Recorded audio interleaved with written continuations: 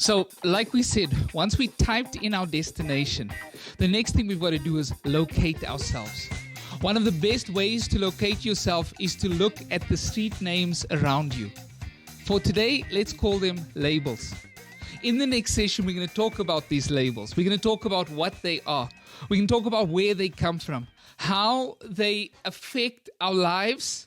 And then we're going to ask this question: what are the labels that you wear today? And we answer the very important question that if you don't like the labels you are wearing, are you able to change them, and how? And so I'm excited to get into this. Let's get started talking about labels. The first question is, what is labels? Well, a label is like a logo or a brand. Today I'm wearing one of my favorite labels. You can tell me what it is. It's Adidas, right? A label tells you what something is worth, what it costs, what you can expect from something. Common labels that we know are Nike, Reebok, Apple, Samsung. You got cars, BMW, Audi. Quickly type in the comments below, what are some of your favorite labels?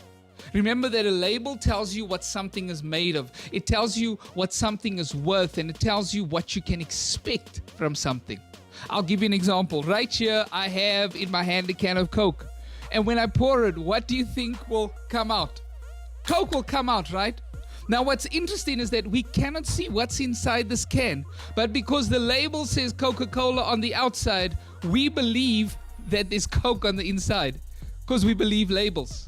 So just by seeing a label, you know what it tastes like, you know what it costs, you know what it can do or can't do. Labels tell you a lot about a person's, about a thing's purpose. Think about it. We all wear labels. Even before you were born, your mum and your dad, they started looking for a name for their precious baby girl or baby boy. When you were born, they put a label on you. Take a moment and ask mom and dad what were some of the names that they were thinking of naming you and why they eventually settled on your name. And also ask them, what does it mean? Cheers. So we start with this label that was usually very carefully thought out, and it was usually decided even before you were born. It reflects something of your mom and dad's vision for your life. It reflects something of your family. It's special. But then something happens. Somewhere along the line, somewhere along this journey, people start changing the label. Sometimes they shorten it. You went from being Peter to being Pete, or Siyabonga to being Sia. But then at other times, that new label might reflect how you looked when you were born. Maybe you were a little bit of a chubby baby, like I was, and then they start to call you fatty. Maybe you had big ears and they came up with a name for you because of that. Sometimes the label might be because of something that we've done a long time ago. Maybe when you were smaller, you cried a lot, and so they call you crybaby, or you didn't do really well at school, and now the teacher calls you stupid all the time. You see, they changed the label. But you should never change the label, because a label reflects something of the value, something of the purpose of something. A label tells us what we can expect from something. And whether we realize it or not, boys and girls, tweens, teens, and even adults, we believe labels, and we believe the labels we are given. Think about a time when you were given a good label. You were called smart or cute, brave or handsome. Tell us, how did that make you feel?